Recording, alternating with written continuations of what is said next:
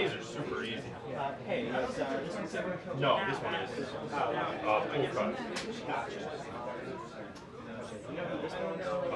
CBS, I don't know who specifically. Oh my God, what an angel. He's taking two of them. Oh, I lied, I only got one. Stop it, thank you. Thank you.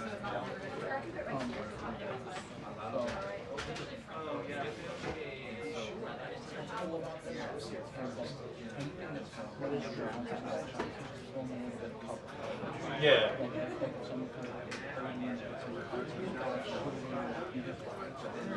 Okay. Oh. Okay.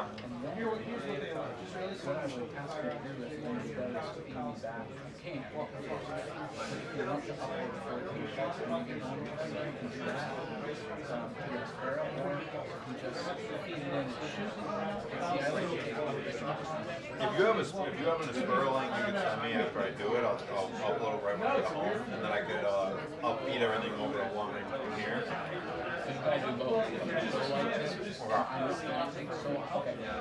And then uploading 4K.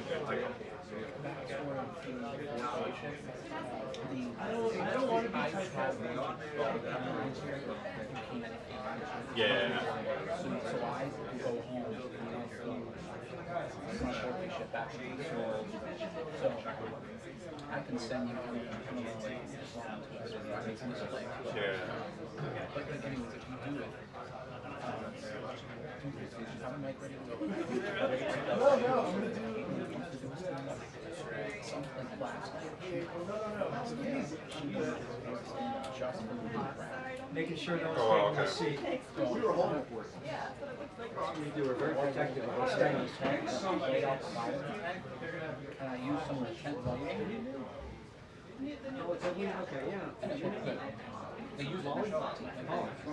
So then I'm going on the second half. Yeah. And just upload. And then I feed it. I feed it back. Okay. And you flash the DJ. Anybody, right? Buddy? You got a problem? Quiet. This man's trying to work. Victor trying to work. Someone's ever going to get out. They came over after the camera. Are you good? I'm teasing these guys. Oh, okay. Cool. Victor. What's up, buddy? What's up?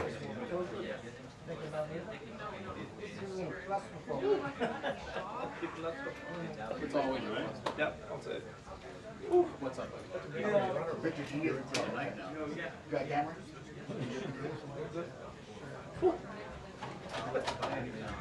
Ready for the sauna?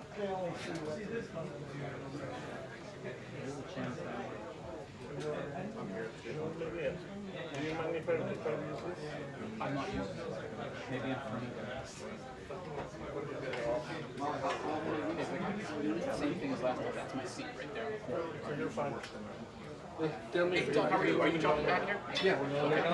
How are you, man? Good, man. How are you? Let me know from there. You good? You good? Are you going to put a stool back here? Not too long. Are you sure? Yep. That's a box. What's up? Oh, my number one back here too, the boss. Still on probation. What are you doing back here, boss? For the wall. Not his company. My God, the insult. Subtle. Subtle. Once, and that was it. Now they wanted to that's it. Yes, for Jay. The only time, because it was, you know, it was when the Catholic guy was in the and they kept the camera in the position. They always give out to get with we just.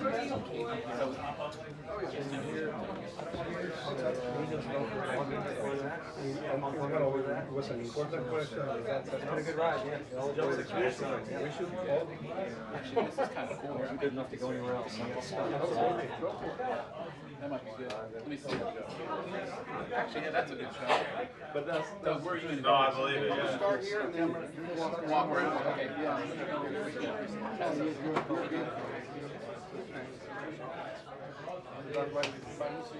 What's happened? very lucky. Somebody shot someone. Lucky. Now we're here. I'll take a hit, believe me. I know that. By the hour, too.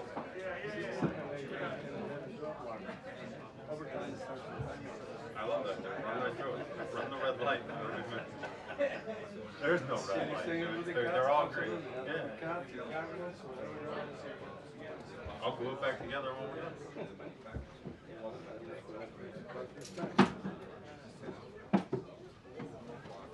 Did you replace somebody or traveling anytime soon? You know what?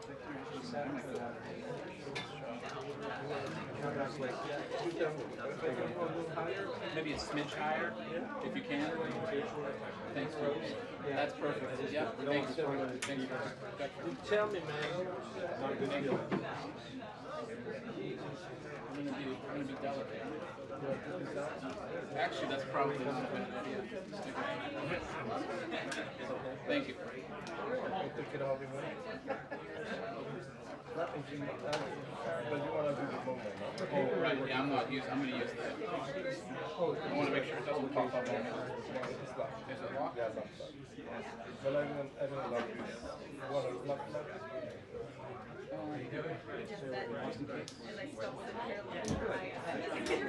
Yeah. This is somewhere in New England. My wife lives in, she's from Maine, so we go to New England. We'll probably end up retiring to Cincinnati.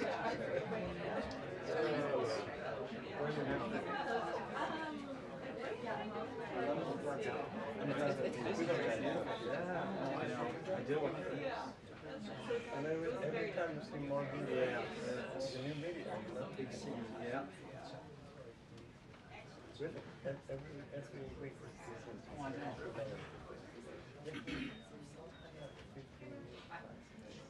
Still don't even have mine.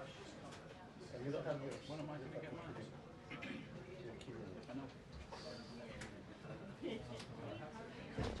But if you do not have the media, you're the old guy.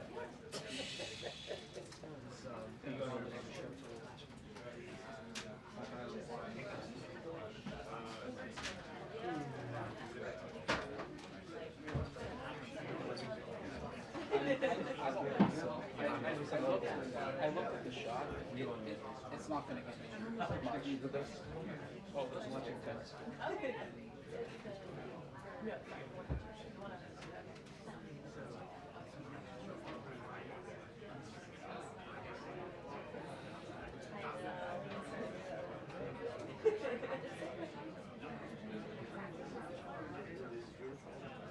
What's up? Is it? Oh no. Nobody's calling me.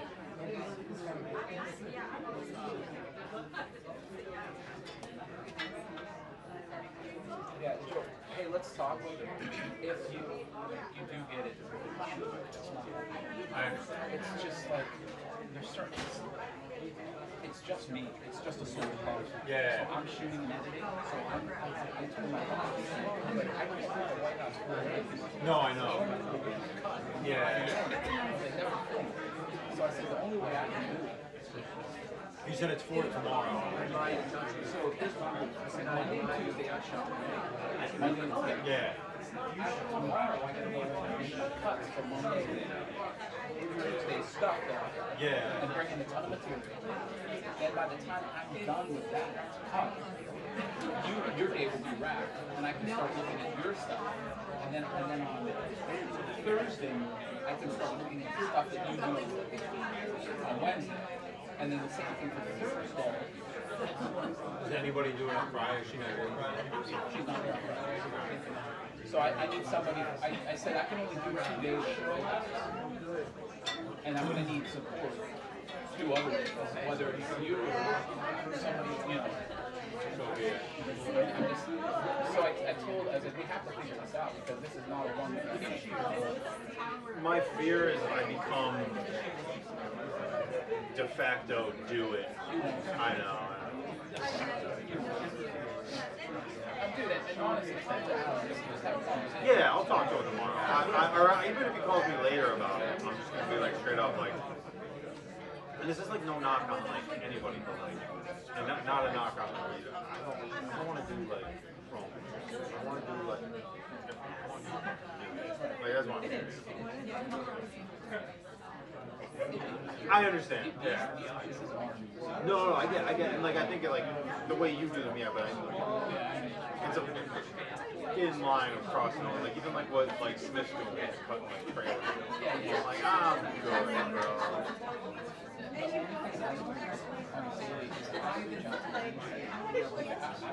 Oh, so you're just talking? Okay, that's easier.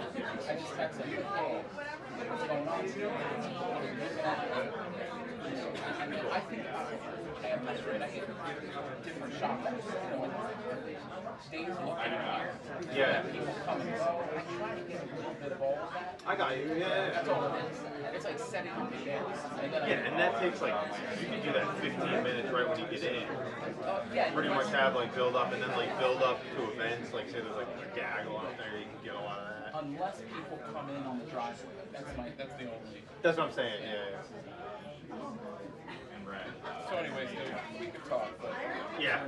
I want to see the final. what's that, I right? want to see the final. He's done a couple of them. I've done 5. I've done 5 of these. It's, you know, man, it's a mix. It's a mix. Mix of moves, and then it's like we rapidly go.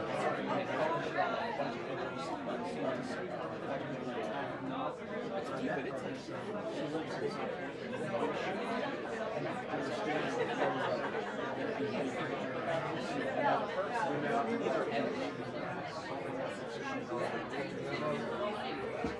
Special projects, but I don't know what it is. Special project made I used to show when my son started playing myself. Yeah. Mighty Mites. Yeah. My son should be like, you know, what you do to her career at the 6 days. Hello.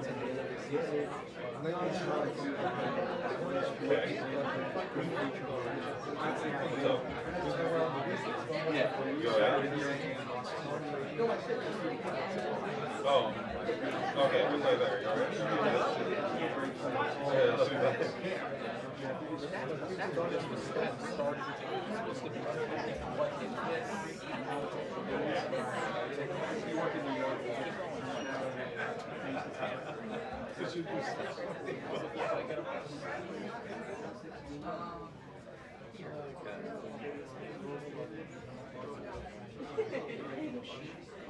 Could you hand it to them?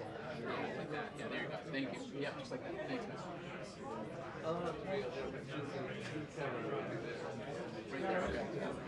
That's good.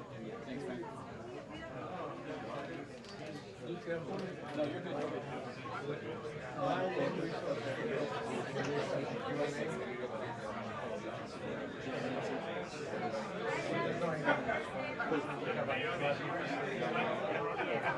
They were standing on the side of the hallway. Was there Aaron Ventura?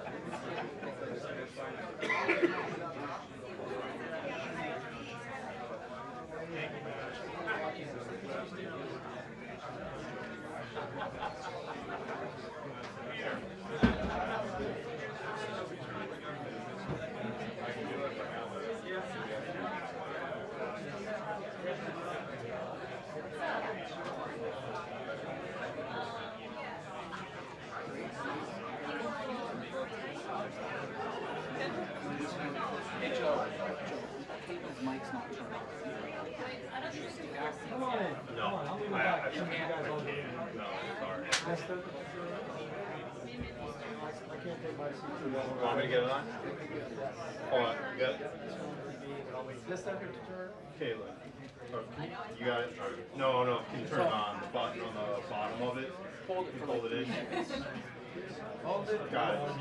Green light.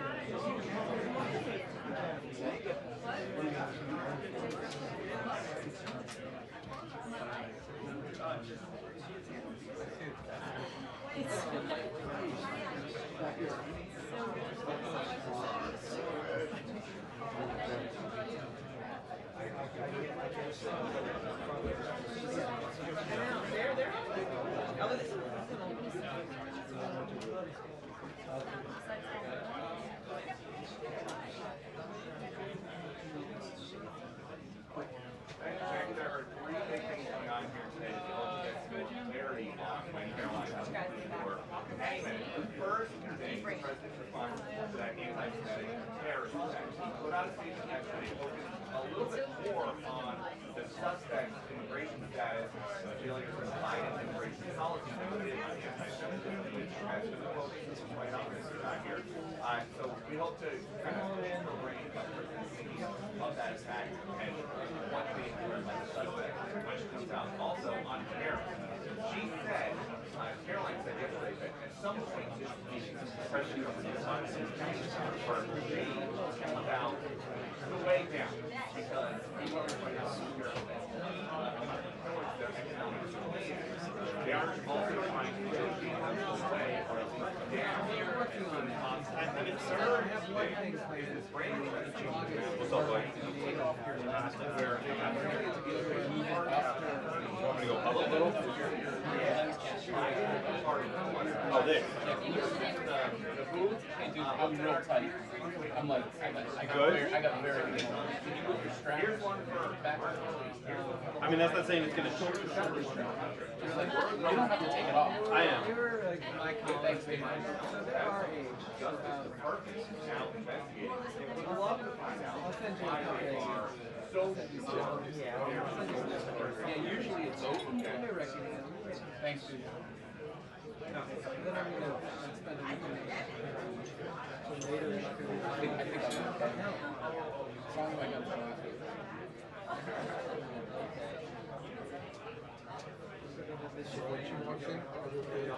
Yep.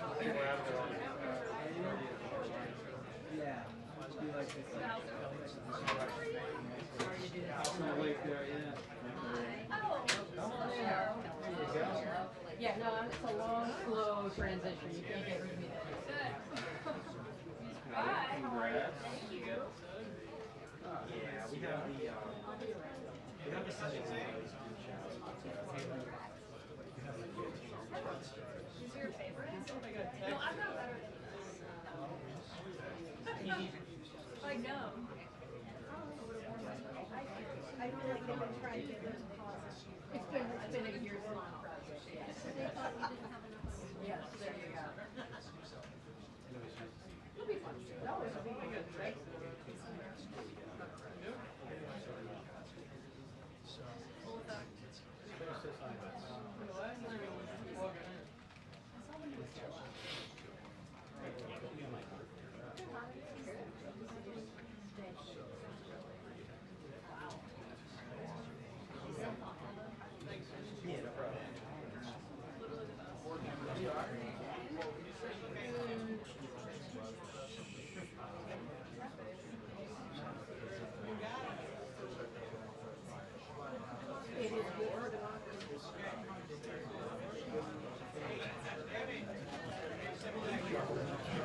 What about it?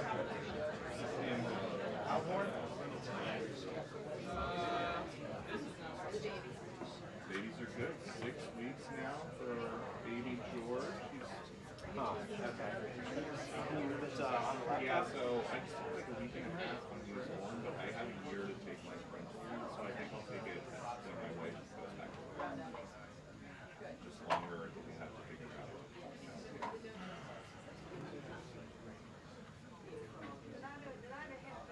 Yeah. And the way it'll clean out, it'll need I don't think so.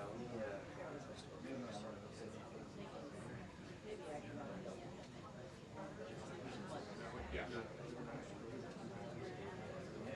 She is doing great. Yeah, she's a very eager big sister, and she's been very helpful.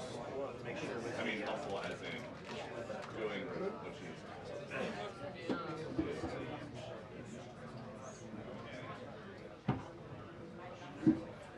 a lot easier when the pool opened. I mean, when the pool opened. Slide and that things off. Something that wear around.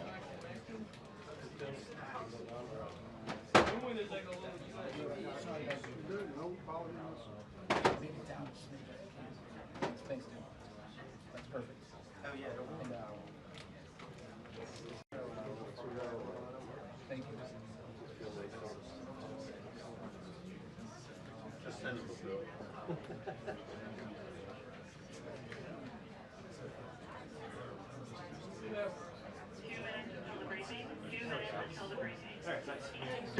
Yeah, no problem.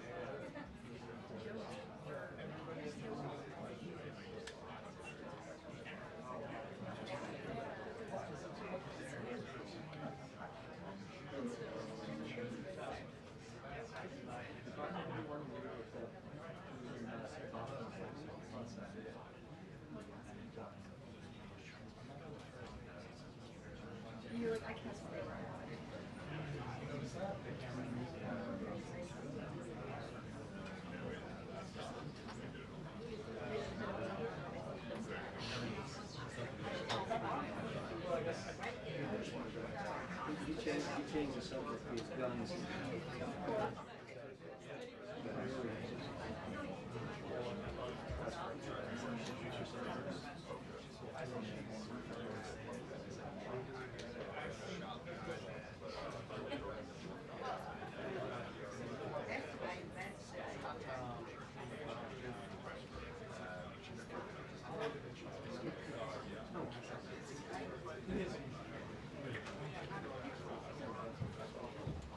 Good afternoon, everybody. How are you? Good. It's good to see all of you. I want to start by addressing the horrific act of violence that took place on Sunday in Boulder, Colorado. President Trump and the entire administration's hearts go out to the victims, and they are in our prayers during this unimaginable time. According to reporting from Fox News, the alleged attacker admitted in an interview that he wanted to kill all Zionist people and had been planning the attack for over a year and would do it again if he could. This monster used a makeshift flamethrower and Molotov cocktails to light Jewish Americans on fire in an attempt to burn them alive. The victims at the incident location in Boulder were there to rally in support of Israeli hostages who remain in Hamas captivity. 12 were injured, including a Holocaust survivor. This is pure evil. The Department of Justice has already filed federal hate crime charges against the alleged perpetrator, and he will be held accountable to the fullest extent of the law. This tragedy is a sobering reminder of the consequences of the Biden administration's failed policies. According to the Department of Homeland Security, the Boulder suspect is an Egyptian national who was in the United States illegally. He entered the U.S. during the Biden administration in August 2022 on a B-2 visa until it expired. Upon the visa expiration, he overstayed, filed an asylum claim, and was given a work authorization by the Biden administration. Instead of deporting this heinous individual, Joe Biden's administration allowed him to stay in our country and to work. President Trump sounded the alarm over these reckless Biden policies for years because this is the predictable result of letting anti-American radicals and illegal immigrants pour into our country. Immigration security is national security, and that's why the Trump administration, at the direction of our great president, has secured our border, strengthened our immigration system, and has taken immediate steps to protect the United States from foreign terrorists and other public safety threats. President Trump acted swiftly upon taking office to reform our visa issuance process to ensure that dangerous aliens who are intent on harming Americans or our national security interests are no longer admitted into our country. Under the Trump administration, aliens will only be admitted into the United States through the legal process and only if they do not bear hostile attitudes towards our citizens, our culture, our government, our institutions, or most importantly, our founding principles. Under President Trump, the United States has zero tolerance for foreign visitors who support terrorism. Violators of U.S. law, including international students, will continue to face visa denial or revocation and deportation. and illegal alien criminals will continue to be arrested and deported from our country. On that note, ICE and federal law enforcement partners just wrapped up a month-long surge operation arresting nearly 1,500 illegal aliens in the Commonwealth of Massachusetts. During the enhanced operation, dubbed Operation Patriot, ICE Boston and other federal law enforcement personnel focused on transnational organized crime, gangs, and dangerous illegal alien offenders throughout Mass. More than half of the nearly 1,500 illegals arrested had significant criminal convictions or charges pending against them. Here are just some of the violent illegal aliens who were removed from communities in Massachusetts during Operation Patriot. A Salvadorian national with active Interpol red notice for aggravated homicide. A Guatemalan national and registered sex offender who had pending criminal charges in Boston for 5 counts of indecent assault and battery on a person 14 or over. A Honduran national who was last arrested for rape, indecent assault, and battery of a person 14 or over. A Colombian national charged with kidnapping, aggravated rape, and indecent assault and battery on a person 14 or over. And a Guatemalan national who was convicted of murder in Boston. Also, a Brazilian national who was charged with aggravated rape of a child by force and possession of child pornography. Again, these are people who were living in the Commonwealth of Massachusetts. And lastly, a Salvadorian national whose criminal history includes charges of aggravated rape of a child by force. I don't think anybody in this room wants these types of heinous criminals in your communities. And it's thanks to this administration that they are being removed from our country. When Democrat-run jurisdictions released violent illegal alien criminals back into communities after making arrests instead of turning them over to federal immigration enforcement like they should, those Democrats are putting law-abiding Americans at risk.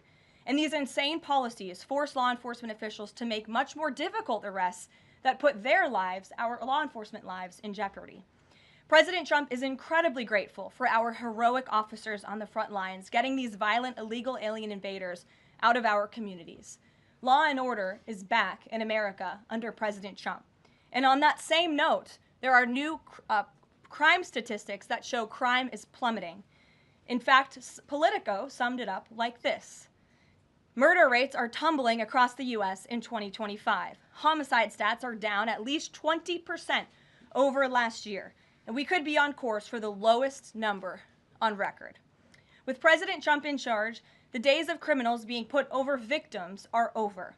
On the topic of immigration, the Washington Post just ran one of the most ridiculous headlines ever, even by their standards. And on my very first briefing several months ago, I said I would hold anyone accountable in this room.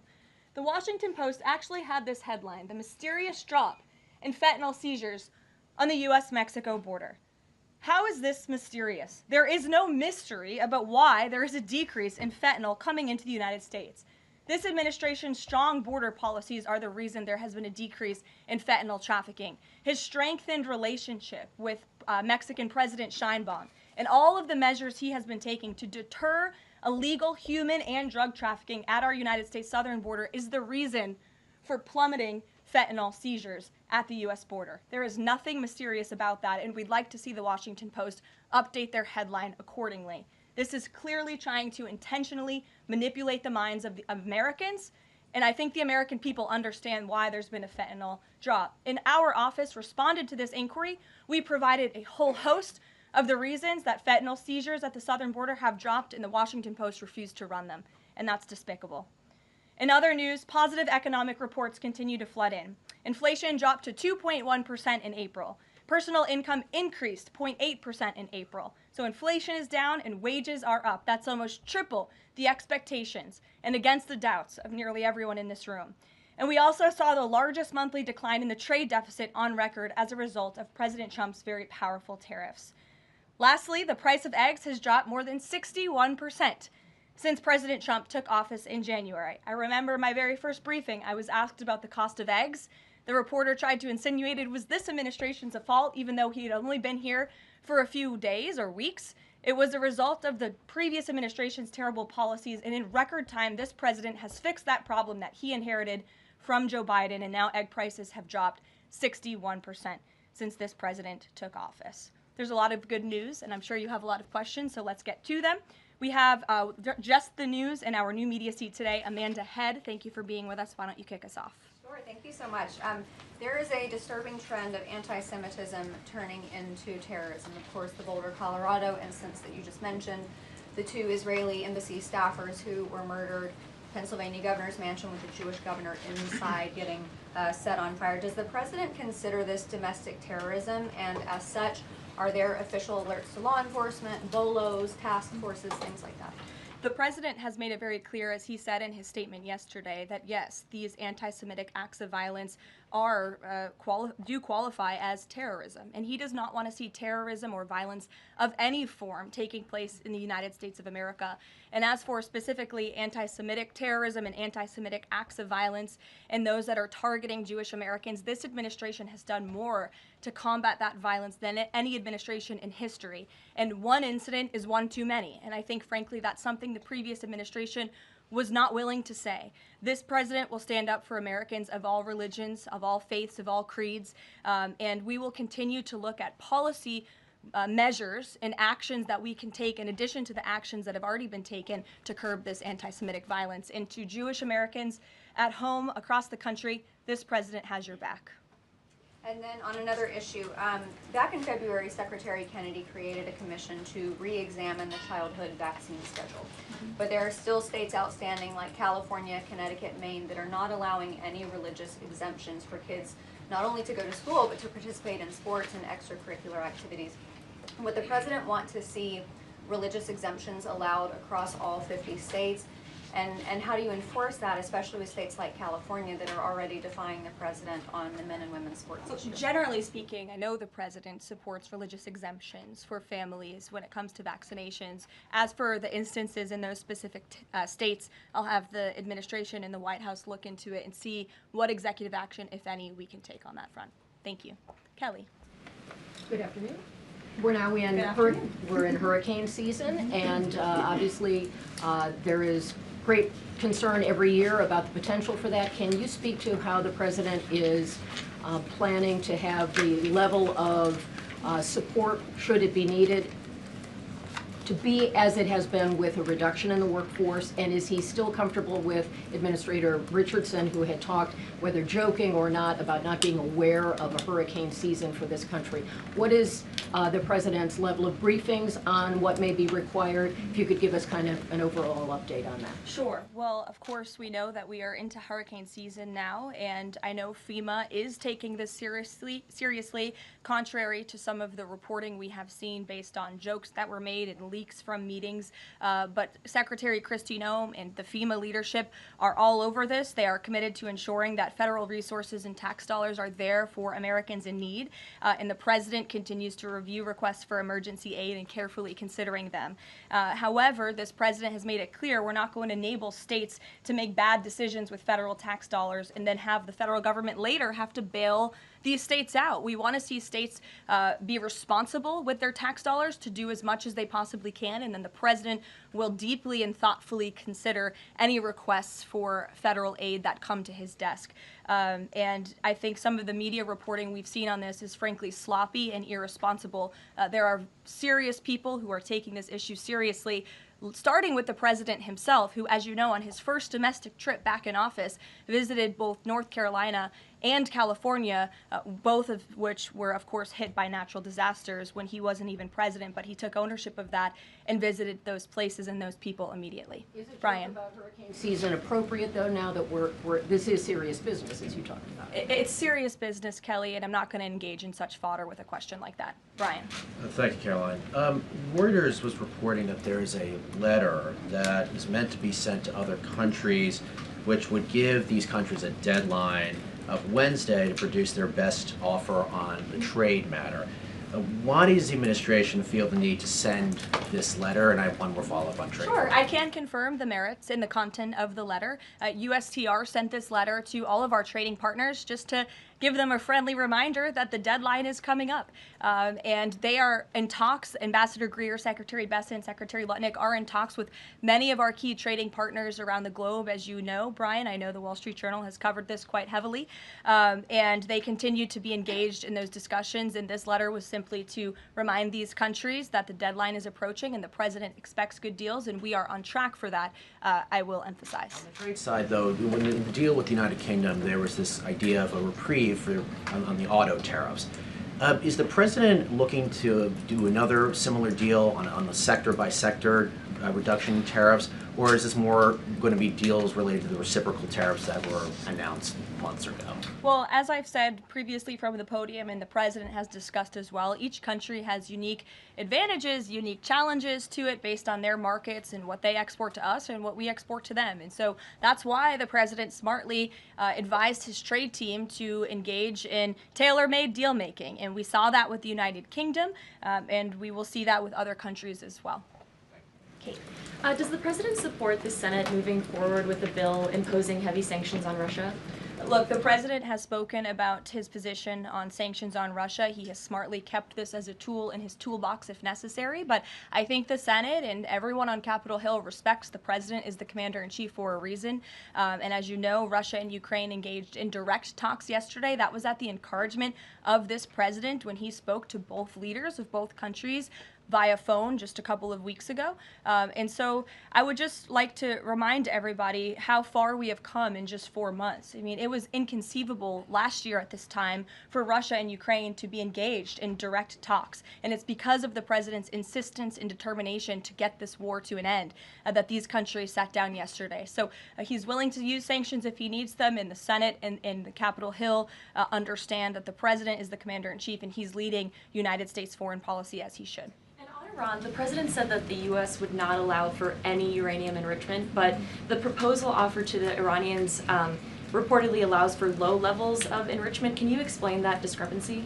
I'm not going to comment on alleged details of the report. We're not going to negotiate through the media out of respect for these ongoing discussions and negotiations that Special Envoy Witkoff is leading. The president made his position very clear on Truth Social last night. In fact, it couldn't be any more clear, and I would reiterate that's his position. Special Envoy Witkoff sent a very detailed and acceptable proposal to the Iranian regime that the president hopes they will accept.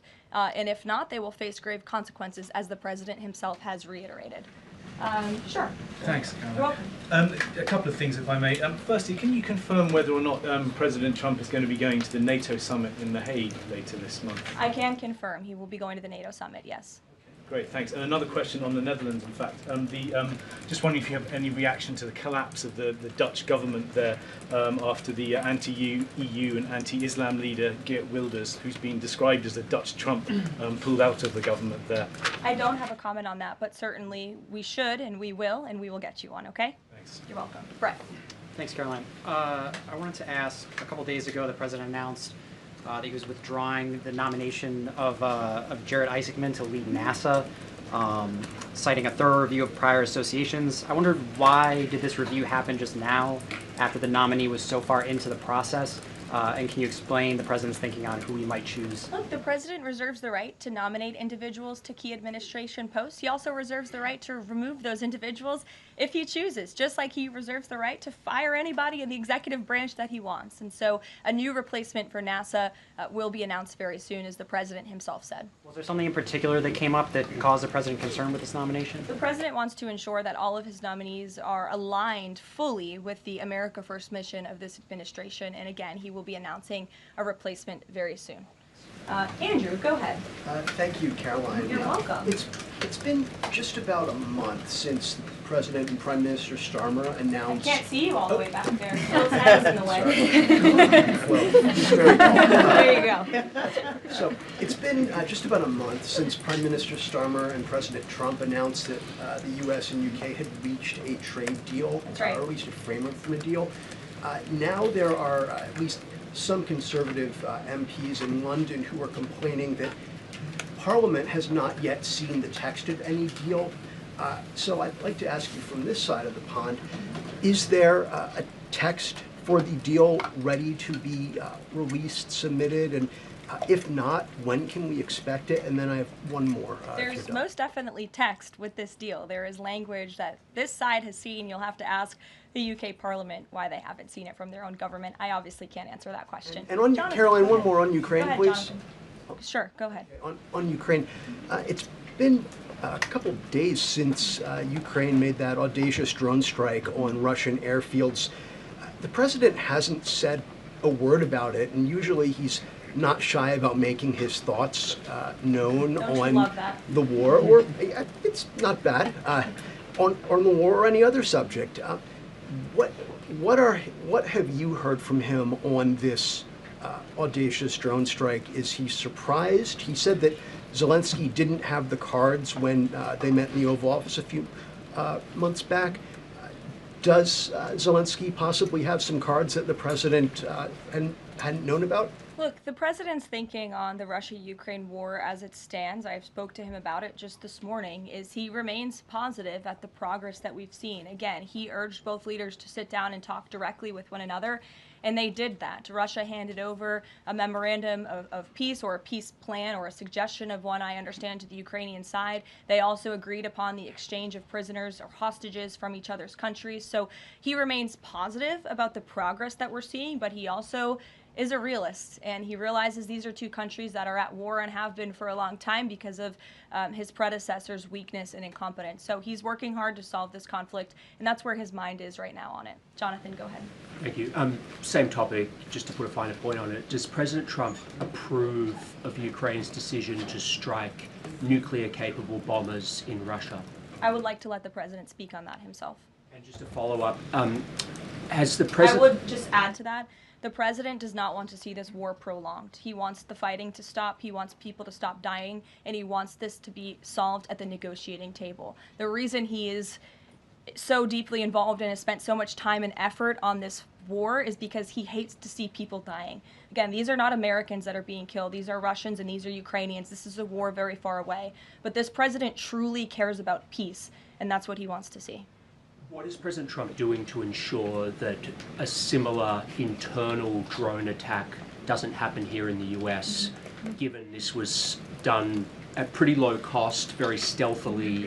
You know, it obviously raises questions about our own security, particularly for US aircraft here. It absolutely does, and that's why the president nominated Secretary Hegseth and has approved some of the changes that have been made at the Pentagon to ensure that we have the most lethal fighting force in the world, and that the United States military is the best, the biggest. That's why he wants the One Big Beautiful Bill to be passed, because it increases our defense spending. It's why he also launched the announcement of the Golden Dome to prevent from missile strikes and attacks in the future, and the president has a full understanding, I can tell you because I've spoken to him about it, about the future of warfare and how drones are a big part of that. And I will not get ahead of our policy team, but I think you can expect to see some executive action on that front in the very near future. Caitlin. Two questions for you as well. On the Big Beautiful Bill, you said recently that it is, quote, blatantly wrong to say that it adds to the deficit. You essentially said that an estimate from the Congressional Budget Office and other scorekeepers you believe are wrong. But Republicans like Ron Johnson and Rand Paul disagree. They are saying that it will add to the deficit. That is their concern. Is the White House's position that those two Republican senators are, quote, blatantly wrong? It is. Those senators, it's not news that they disagree with this president on policy, and the president has vocally called them out for it and for they're not having their facts together. I would add the Congressional Budget Office has been historically wrong. In fact, they predicted the Trump tax cuts from the president's first term in 2017. Their prediction was wrong by $500 billion. Those tax cuts had nearly $500 billion more of revenue than the Congressional Budget Office scored. And I would also point out, I don't think many people know this, there hasn't been a single staffer in the entire Congressional Budget Office that has contributed to a Republican since the year 2000. But guess what? There have been many staffers within the Congressional Budget Office who have contributed to Democrat candidates and politicians every single cycle since. So unfortunately, this is an institution in our country that has become partisan and political, and we are very confident in our own economic analyses of this bill. There is $1.6 trillion in savings, and our Office of Management and Budget Director, Russ Vought, is a fiscal hawk. He is well known in this city for being a well-respected fiscal hawk. He has tools at his disposal to produce even more savings. And as you know, the White House will be sending our rescissions package to Capitol Hill today. day. And on immigration, the other day that the Homeland Security Secretary said, and I'm quoting her now, that an illegal alien threatened to assassinate President Trump and highlighted his arrest. A man has now admitted to framing him, saying that he wrote the letter that the DHS Secretary Christina posted online. Last I checked before I came into the room, that post was still up from DHS. Does the White House expect them to issue a clarification or a correction on that front? We can ask the Department of Homeland Security and get back to you. Jeff. Caroline, is the United States putting pressure on China to release its hold on rare earths that are hurting car companies and technology companies now that require that for their products, and is that pressure working? Well, I can assure you that the administration is actively monitoring China's compliance with the Geneva Trade Agreement. I know the United States, on our end, we have complied with the terms that we set, and our administration officials continue to be engaged in correspondence with their Chinese counterparts. And as you all know, and I know there's a lot of interest in it, there will be a leader-to-leader talk very soon. And when that happens, as always, we will let you know. Also in Asia, does the White House have a reaction to the results of the election in South Korea? Yes, we do. In fact, let me find it here for you. It should be somewhere in here. Thank you. We do not, but I will get you one, Jeff. Go ahead. Thanks, Caroline. 2 questions on trade. Is this letter that was sent to trading partners a sign that the president isn't satisfied with the pace of these negotiations? Is he trying to light a fire under these talks now? Well, look, the president has been very direct to our trading partners in his conversations with them, with foreign leaders directly, that they need to cut deals with the United States of America. The tariff agenda of this president, he believes very strongly in it. And as you've all seen, he's unafraid to use tariffs to protect our industries and protect our workers. But he wants to see these tailor-made deals be signed. And I will tell you, of course, I never want to be the one negotiating with the press about these internal discussions and deliberations. But our team, who is deeply involved in this, sees these deals moving in the right direction. In fact, Ambassador Greer is in Paris right now meeting with many of our trading partners. So we should still expect this flurry of deals in the next 36 days, and the plan is still for those full tariffs to go back into effect on July 9th. The plan is for the announcement of these deals to be made very, very soon, yes. Sure. Thank you, Caroline. You're welcome. So Governor Whitmer confirmed that she spoke with President Trump about the possibility of pardoning the plotters against her, the kidnapping case. She didn't give us an idea of what the president's reaction was to that. Do you have any information about what he said? Well, I won't reveal the president's private discussion unless he gives me liberty to, but I will reiterate what he said publicly when he was asked by one of the journalists in this room in the Oval Office a couple of weeks ago about the pardons. He said it's something he would look at, nothing more, nothing less. Haley, go ahead. Thanks, Caroline. And then to Kelly next to you. Thank you. When it comes to the leader-to-leader call with Xi Jinping this week, what is the president's expectation of this call? Is he looking for concrete outcomes out of this, or is he looking to kind of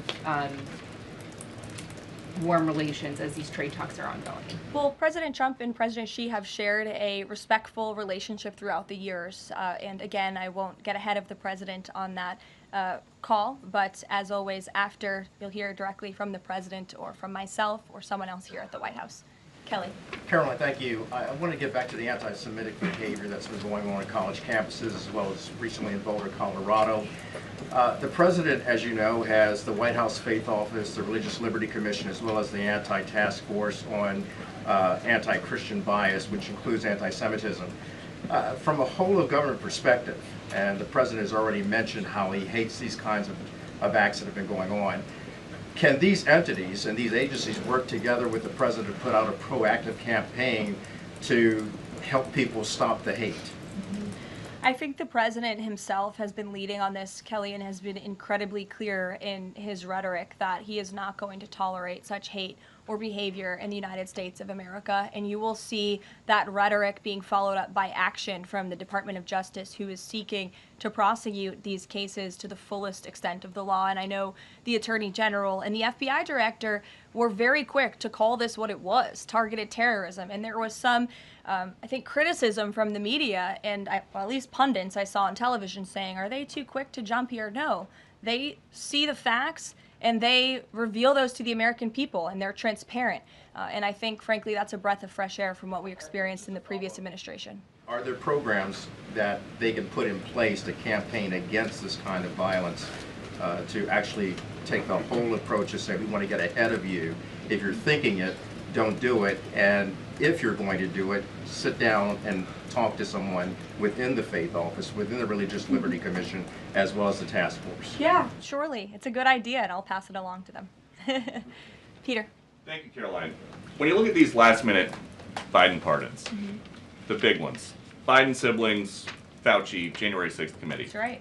Most of the big ones have the same very neat signature. We would expect that probably to be the auto pen. There is one that looks different. It looks authentic. In fact, if you look at the last name, it almost looks like the president was having a hard time spelling his last name there. Is this White House of the opinion that the only pardon that would count is one that the president signed himself? It's very interesting. Very interesting props. If you want to bring them to my office later so I can take a closer look, I would like to do that. The president is making a good point when he discusses the usage of the auto pen. Who was running the country for the past 4 years?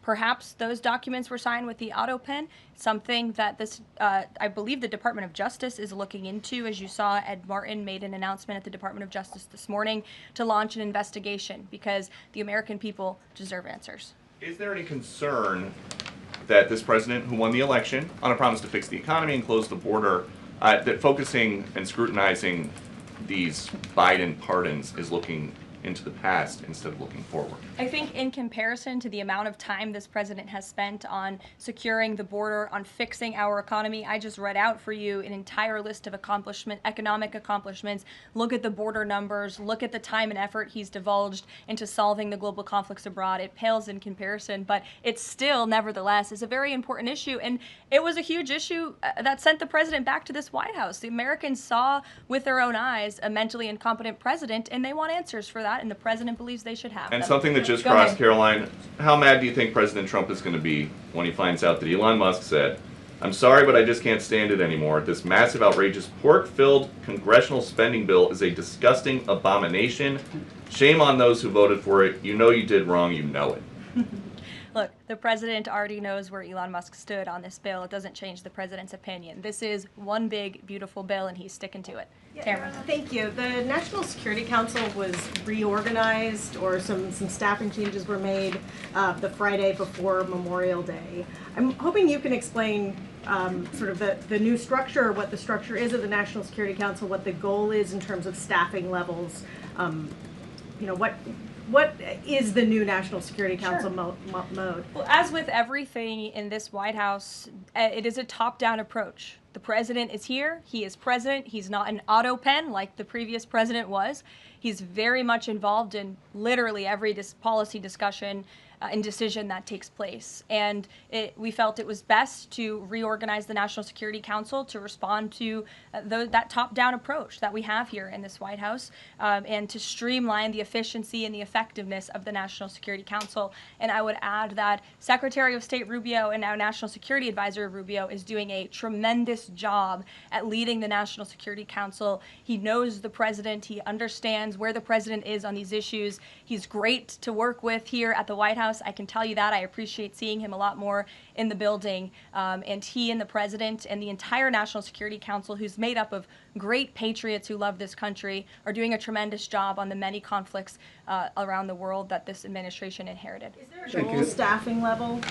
I'm sorry? Is there a goal for the staffing level, like the number of people who would be in this National Security Council? We just want the National Security Council to be as efficient as possible, and if staffing needs are necessary, I'm sure Secretary Rubio would not mind hiring people if necessary, but again, we've been working with them day in and day out, and they're chugging along and doing great work.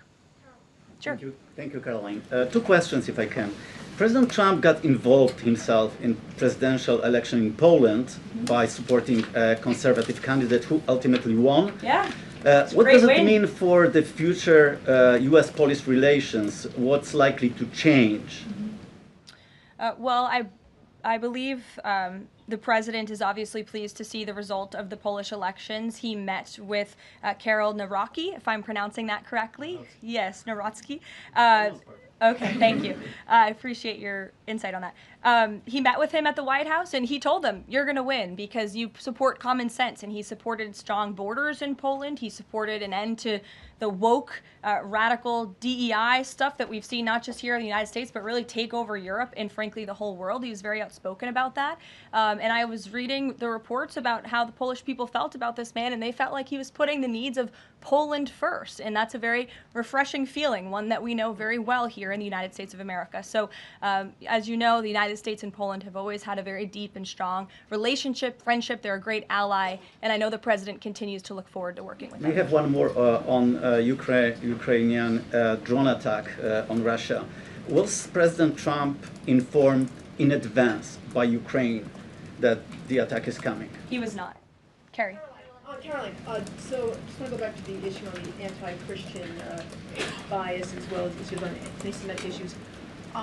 Senator Grassley just put out a report saying that the FBI files have shown that the Catholic group targeting was way more prevalent within the FBI during the Biden era than was previously shown, as far as former FBI Director Christopher Wray was putting out there during congressional testimony.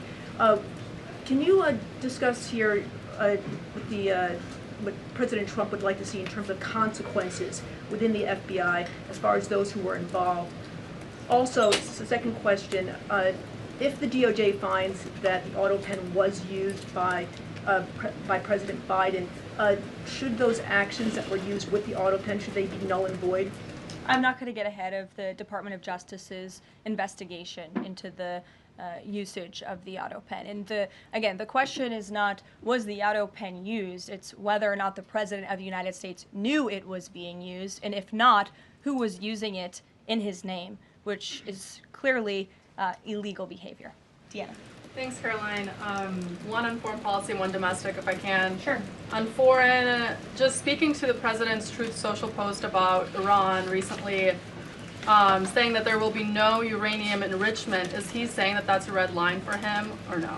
I already answered this question. The president's been very clear about where he stands on that. Okay, and then on domestic, there is a report that Laura Loomer met with the vice president today. Can you speak to her relationship with the administration and if she's informally advising in any way? She is not. I do know she met with the vice president. As for what was discussed in that meeting, I would defer you to his team. Thanks, Caroline. I have one question on anti-Semitism, one question on China. So for years, radical leftists and Islamists have been calling for so-called globalize the Intifada. Do you believe this is a call for violence against Jews? And do you think these attacks on Jews around our country is what globalizing the Intifada looks like? I don't want to speak to the merits of those claims without looking into them, but as I said, any violence against Jewish Americans will be prosecuted to the fullest extent of the law. Absolutely, and also Secretary of State Rubio made an announcement saying he'll be revoking visas of certain Chinese students, including those with connections to the Chinese Communist Party. Does that include sons and daughters of politicians, presidents, and chairmen? Again, Secretary of State Rubio has the right to revoke visas, and he made the announcement that the State Department will begin to aggressively revoke those visas of Chinese students who are in our country, namely those with Chinese Communist Party ties, or those who could be a threat to our national security and the interests of the United States. To both of you, go ahead and then back to you. Thank you. There are now reports that Israeli forces are firing on Palestinians trying to get aid from the Gaza Humanitarian Foundation. Up to 20 people, according to the Red Cross, have arrived to the hospital that they've set up with gunshot wounds, have died from them. Is this administration aware of these? And I mean, what is being done to address this situation? The administration is aware of those reports, and we are currently looking into the veracity of them because, unfortunately, unlike some in the media, we don't take the word of Hamas with total truth. We like to look into it when they speak. Unlike the BBC, who had multiple headlines, they wrote, Israeli tank kills 26, Israeli tank kills 21, Israeli gunfire kills 31, Red Cross says 21 people were killed in an aid incident, and then, oh wait, they had to correct and take down their entire story, saying we reviewed the footage and couldn't find any evidence of anything. Oh. Okay, so we're going to look into reports before we confirm them from this podium or before we take action, and I suggest that journalists who actually care about truth do the same to reduce the amount of misinformation that's going around the globe on this front. John. About the change in the leadership of the organization, what does that mean going forward, and why so early on is this happening? What organization? The Humanitarian Foundation. Well, look, this was a creative idea that the president called for to get aid into the region. These people were desperate and starving, and the president didn't like seeing imagery of that, and he wanted to ensure that aid was brought in with the approval of Israel for understandable reasons. We will never forget the brutal attack on October 7th. And again, this is something that the previous administration was unwilling to put the time and effort into doing. John. Thanks a lot, Caroline. I want to bring it back to the way you began your briefing, talking about the president's mass deportation program and his priorities. 40% of crop farm workers in the U.S. are undocumented, and that's according to the Agriculture Department. Do they have a carve-out in terms of the president's mass deportation program?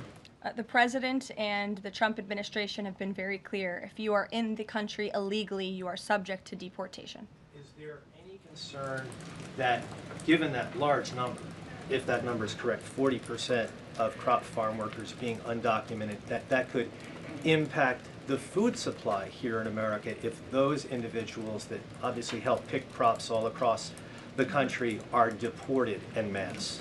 Again, this administration is focused on deporting individuals who are in our country illegally. It's something we have to do. We cannot allow the previous administration's invasion of our country of illegal immigrants to continue. We just can't have it. And this is a law and order president. As for our farmers and their concerns, they have a president who has their backs and listens to their concerns and hears them. But we also have a legal pathway to come to this country and work specifically for agricultural work. So there's a legal way to do it, and we encourage that legal pathway, and we're currently working on strengthening our legal immigration system for that reason. Sure. Thank you, Caroline. I just wanted to follow up on your statement last week regarding the MAGA report. Sure. You said that there was, you said, I understand there were some formatting issues with the MAGA report that are being addressed, and that report will be updated. We also understand that since that, there have been some citations that came about. There's citations of studies that either did not exist or did not back up the report's conclusions. So when you were referring to formatting errors, is that what you were talking about, or was it, could you just explain that? Yeah, that's what I was talking about. There were formatting errors, and those errors were updated by the proper policy components here at the White House, and a new report was issued. So exactly what I said took place. Sure, go ahead, Alec. Yeah, good to see you. Good to see you. Congresswoman Mary Miller suggested that changing Pride Month to Family Month. I would personally like to see maybe a nuclear family month. Some people are saying, let's get a Veterans Month. Does the president have any plans on making a proclamation, or is it just going to be June this year? Well, there are no plans for a proclamation for the month of June, but I can tell you this president is very proud to be a president for all Americans, regardless of race, religion, or creed. Caroline. All right, Reagan, go ahead. Thank you, Caroline. And then I'll go to you. Thank you. You're welcome. Colorado passed sanctuary protections for illegals 1 month before the terrorist attack this weekend. 2 questions. Why did the DHS remove the sanctuary cities list that it had published, which was ordered by the president? And then what is the administration going to do to further crack down on sanctuary jurisdictions to prevent attacks like what happened in Colorado? Sure. The Department of Homeland Security will be issuing a new list of sanctuary cities, an accurate list of sanctuary cities. As for what we're doing to crack down, the president has signed various executive orders and has directed the Attorney General to prosecute state and local officials who are not complying with federal immigration authorities and, most importantly, federal immigration law. Thanks, Caroline. Thank you, Caroline. Oh yeah, Caroline. Thank you very much. Go ahead. So, does the president take calls from foreign leaders on the tariffs on steel and aluminum? Does he still intend to double them tomorrow morning? The president will be signing that executive order today, and steel and aluminum tariffs will be going to 50%, yes. No way it's going to change, or it's going to be suspended? He made that announcement in Pennsylvania, and he plans to deliver on that promise to Pennsylvanians. And why is he hiking it? And Ed, go ahead. Yes. I can answer that, but go ahead, Ed. Oh, yes. Thank you, Caroline. So a Chinese Foreign Ministry spokesperson today said that the U.S. imposed harmful measures like new chip controls and pledging to revoke Chinese student visas. So are the Chinese the victims in this trade back and forth? Look, I don't think anyone is the victim. These are two strong countries, and as I said, the president has a good relationship with China's president and leader, and that discussion will take place later this week. And what other authorities is the president looking at for tariffs should the decision in the appeals court not go his direction? Well, right now, his tariffs remain in effect. We spoke at length in my briefing last week about that decision that came down from the International Trade Court, which has been put on pause because the president absolutely does have the authority to implement tariffs and to declare a national emergency for our crippling trade deficit. He could always have the power to use Section 202 or Section 301 as well to impose tariffs if he deems necessary, especially Section 202 tariffs, which are sectoral, as you know, to protect our critical supply chains here at home.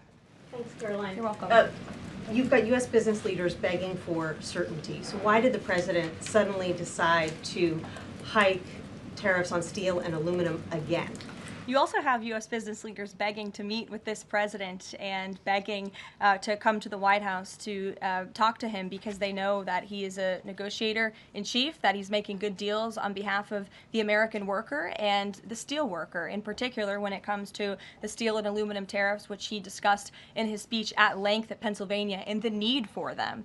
And I would just add, I was at that speech on Friday with the president, and there were 2,000 steel workers and their families in the room, many of them wearing their hard hats. I spoke to one backstage who said this is the greatest thing that has happened for that community in Pittsburgh, Pennsylvania in 60 years, because this is a president who doesn't just talk the talk, he walks the walk too, and he's delivering on his promises to bolster our steel and aluminum industries in this country and to protect those jobs. If not for this president, that steel plant in Pittsburgh, Pennsylvania would have closed. Those jobs would have been lost, and the president saved that company, he saved those jobs, and he's saving that community, and that's the intention of the steel tariffs, which he will sign later this afternoon. Thank you very much, everyone. We'll see you later.